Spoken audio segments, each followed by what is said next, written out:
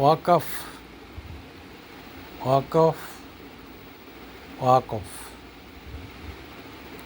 আমি সুকুমার দেবনাথ আপনাদের এই দু একটা কথা বলবো ওয়াকফ নিয়ে। মানে বেশি কথা বলার নেই, সেটা হচ্ছে যে একটা প্রশ্ন তুলেছে লোকজন যে আচ্ছা, ওয়াকফ তো সারা ভারতবর্ষেই লোকসভায় রাজ্যসভায় পাশ হয়েছে, রাষ্ট্রপতির স্মরণ হয়েছে, আবার হাইকোর্টেও সুপ্রিম কোর্টে বড় মামলা হয়েছে। সে মামলারও রায় 7 দিন পরে আবার শুনানি হবে, এখনও রায় বেরোয়নি। তাহলে সারা ভারতবর্ষ জুড়ে 29টা স্টেট, 7টা কেন্দ্রশাসিত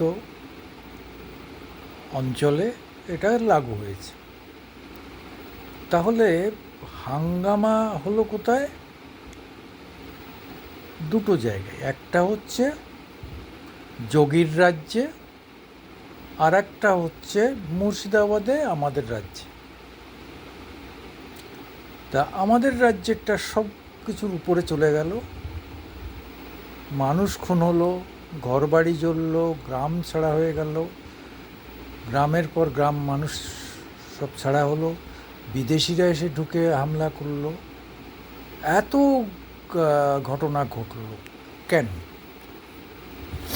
মুসলিম যে একমাত্র মুর্শিদাবাদে আছে এমন তো নয়।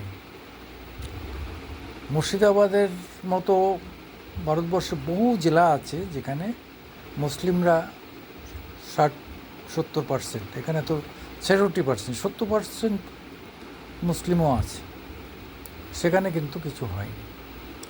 এখানে কেন? এখন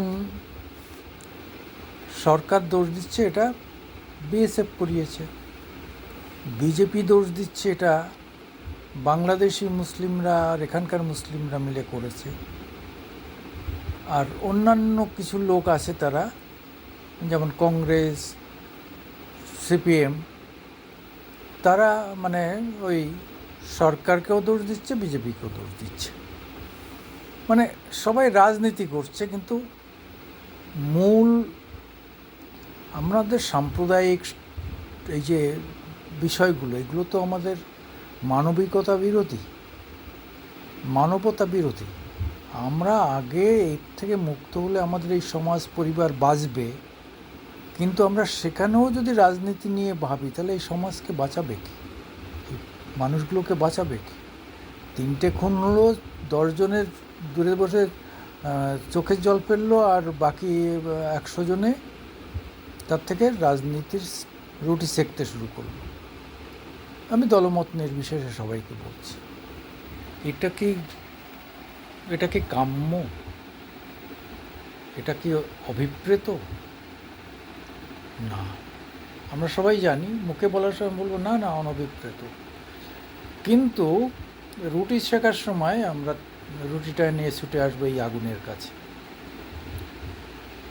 ফলে আমার একটা কথাই, মানে এই যে যারা প্রশ্নটা তুলেছে, আমি মানে ফেসবুকে দেখছিলাম একটা লেখা, আমি লেখাটাকে সেভ করে রেখেছি। সে কতগুলো প্রশ্ন তুলেছে, সে প্রশ্নগুলোকে আমরা যে খুব এড়িয়ে যেতে পারি তা নয়, একদম সব কিছুই এড়িয়ে যাব গায়ের জোরে তা হয় না। অনেক সাধারণ মানুষ, অতি সাধারণ মানুষ, তারা রাজনীতি করে না, হয়তো কিছু করে না, কিন্তু মানুষ তো ভাবে, ভাবনা চিন্তা তো করে। আমরা তো মানুষ, আমাদের তো ভাবনা চিন্তার রয়েছে। এই যে কেন্দ্রের বিজেপি সরকার যে ওয়াকফ সংশোধনী আইন 225 পাশ করেছে, তা তো সারা ভারতেই প্রযোজ্য। এটা তো নয় যে ওই আইন শুধুমাত্র পশ্চিমবঙ্গের ওয়াকফ সম্পত্তির জন্য করা হয়েছে। তাহলে শুধুমাত্র পশ্চিমবঙ্গের মুর্শিদাবাদের মুসলমানরা ওই আইনের বিরুদ্ধে এত হিংসাত্মক আন্দোলন করলেন কেন? ভারতে এমন অনেক শহর, গ্রাম, বস্তি আছে যেখানে হিন্দুদের তুলনায় মুসলমানদের সংখ্যা বেশি, কিন্তু সেই সব জায়গায় আন্দোলন হলেও তা কখনো হিংসাত্মক আকার ধারণ করেননি। কোনো আইন পছন্দ না হলে সেই আইনের বিরুদ্ধে আন্দোলন করা, প্রতিবাদ করা প্রতিটি ভারতবাসীর সাংবিধানিক অধিকার। সুতরাং শান্তিপূর্ণভাবে প্রতিবাদ করার মধ্যে অন্যায় কিছু নেই। আবার মুর্শিদাবাদে সেই হিংসাত্মক আন্দোলন সাম্প্রদায়িক আকার ধারণ করলো এবং যার ফলে 3জন নিরীহ মানুষের প্রাণ চলে গেল। না, আমি দেখছিলাম যে ফেসবুকে এসছে ছেলেটিকে মানে মানে মধ্যবয়সী ছেলেটিকে কুপিয়ে কুপিয়ে মানে রক্ত চারিপাশ থেকে রক্তের নদী বয়ে যাচ্ছে। কী ওরে বাপরে! অনেকে আহত হলো, বিপুল পরিমাণ সম্পত্তির ক্ষতি সাধন হলো, অনেকে নিরাশ্রয় হলো, মালদার ত্রাণ শিবিরে আশ্রয় নিতে বাধ্য হলো। আবার আমার মনে বারবার এই প্রশ্ন জেগেছে যে ভারতের অন্য কোথাও ওয়াকফ সংশোধনী আইনের বিরুদ্ধে হিংসাত্মক আন্দোলন না হলে পশ্চিমবঙ্গে মুর্শিদাবাদে এই আন্দোলন হিংসাত্মক আকার ধারণ করলো। শুধু নয়, তা হিন্দু মুসলমানের জাতি দাঙ্গায় পর্যবসিত হলো। কিন্তু কেন? অন্যত কেন হয়নি জানেন? পশ্চিমবঙ্গের মতো অন্য কোথাও হিন্দু মুসলমান নিয়ে ধর্মের রাজনীতি করার জন্যে এমন দুটি রাজনৈতিক দল চাই যারা আপাতদৃষ্টিতে দুটি ভিন্ন মতাবলম্বী হলেও আসলে তারা একে অপরের পরিপূরক, মানে প্রকাশ্যে ঘোমটার আড়ালে খ্যামটা নাচ হলো। এসব রাজনৈতিক কথার মধ্যে আমি ঢুকতে চাই না। যাই হোক, এর থেকে যারাই রুটি শেখেছেন তার জন্য সবাই দায়ী। দুটো দলকে শুধু দায়ী করলে হবে না, অনেকেই দায়ী। কিন্তু নির্বাচন আসলেই আমাদের এই সমস্ত বিষয়গুলোকে নিয়ে আমরা করি কেন? আমাদের এখানে খুন হয়, খুনোখুনি হয় কেন? নির্বাচনে যে কেউ জিততে পারে, জেতার জন্য সবাই আপ্রাণ চেষ্টা করবে, সে সবই ঠিক আছে, কিন্তু তার জন্য জীবন দিতে হবে, খুনোখুনি হবে, এটা তো আমরা কেউ কামনা করি না। আমারও প্রশ্ন যে কেন শুধু আমাদের মুর্শিদাবাদে খুন হলো, খুন হতে হবে?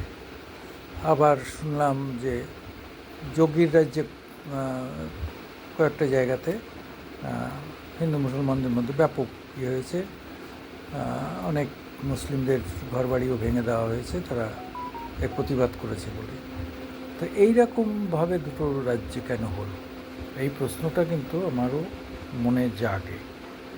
না জাগলে সেটা তো মানে ভুল হবে।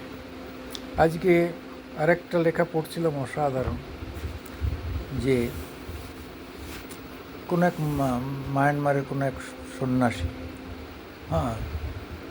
তিনি মুসলিমদের কী করে শায়েস্তা করতে হয় সেই সব বলছিলেন।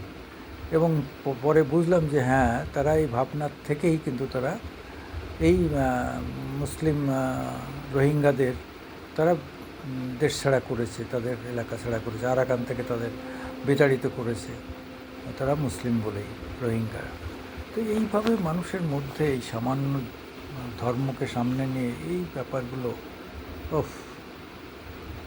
এটা মানে হরগোবিন্দ দাস আর চন্দন দাসের খুনের কথা বলছে। নেতৃত্বে ইনজামুম হকে নেতৃত্ব দিয়েছে ইনজামুমুল হক, পেশায় রাজমিস্ত্রি। ইনজামুমুল সুলিপাড়ার জাফরাবাদের পাশের পাড়াতেই থাকে।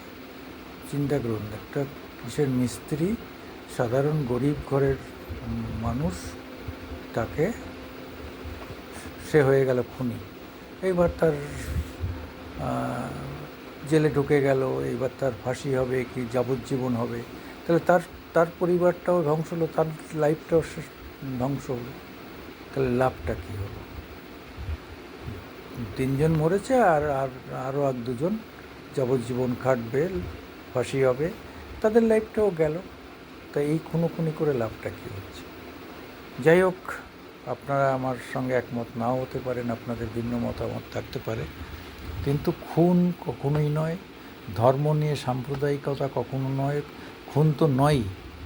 এইভাবে একটা সামান্য জিনিসকে সামনে রেখে যদি কেউ ধর্মের রুটি শেখে, রাজনীতির রুটি শেখে, সেই রুটিতে আমরা কেউ মুখ দেবো না। সেই মানুষগুলোকে আমরা প্রত্যাহার করব, পরিত্যাগ করব, এড়িয়ে চলব, এবং সামাজিকভাবে বয়কট করার সুযোগ থাকলে তাই করব। তবু আমরা হিংসাত্মকভাবে নয়, মানে আমরা নীরবে বুঝিয়ে দেবো যে তোমাদের আমরা পছন্দ করি না, তোমরা আমাদের এই রাজ্যের, এই দেশের, এই মানুষের বন্ধু নও, পড়শি নও, প্রতিবেশী নও, শুভার্থী নও, শুভানুধ্যায়ী নও। তোমরা আমাদের মধ্যে বিভেদের বিষ বাষ্প স্প্রে করছো, তোমাদের সঙ্গে আমরা মানে ডিফার করছি। তোমাদের থেকে আমাদের চিন্তাভাবনা আলাদা, কাজে তোমাদের থেকে দূরত্ব বজায় রাখছি। এই মানসিকতা আমাদের দেখাতে হবে, তবেই যদি এরা মানুষ হয়। আমি সুকুমার দেবনাথ। আমার আজকের দিনে আপনারা দয়া করে আমাদের পাশে থাকবেন। আপনাদের সমালোচনার থাকলে সমালোচনা করবেন, তার থেকে আমরা জ্ঞানার্জন করব। হ্যাঁ, নমস্কার, সত শ্রী অকাল, আদাব।